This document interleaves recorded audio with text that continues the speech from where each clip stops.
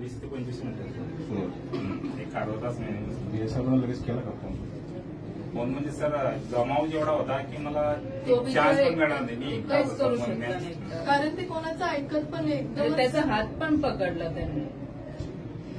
ह्याच्या कंप्लेंटप्रमाणे गुन्हा दाखल केला ते आणखीन पुन्हा मी गुन्हा दाखल केला पण साहेब आता हे 24चं तर हिने मला आज सांगितलं कारण मी पण गुजरातला मी आज सकाळी आले. काल तसं सगळ्यांशी माझं बोलणं झालं पण मी आज 24ला मी तिला व्यवस्थित तेही असं घाबरून गेलो कारण तो माहोल बघून आज मी सकाळी त्यांना घेऊन बसले तेव्हा हिने मला 24चं सांगितलं. मग हिच्याशी बोलली की आता ठीक आहे त्यांना इतकं नाही कळत की नेमकं काय काय नाही तर मी हिच्याशी पण बोलली की बाबा तर मग त्यांनी मला व्यवस्थित सांगितलं की असं असं झालं म्हणे काकोटीचं.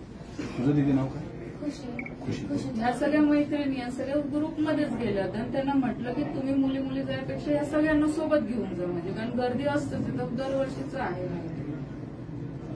मला वाटतं मी आता कालच चार्ज घेतला. परवाच्या दिवशी नागेश मोती साहेब पण तुमच्या संपर्कात सगळ्या ऍक्टिव्हिटीज होते पण त्या मुलाला अरेस्टच झाली नाही ना. आता असं वाटतं ते मागच्या याच्यात झाली. आता नंतर जसं जसं गावात माहित पडलं तर ह्या मुली पण सगळे आल्या. आता हे पण म्हणतात की आम्ही शाळेत जातो तेव्हा असेच प्रकार आमच्या सोबत घडतात.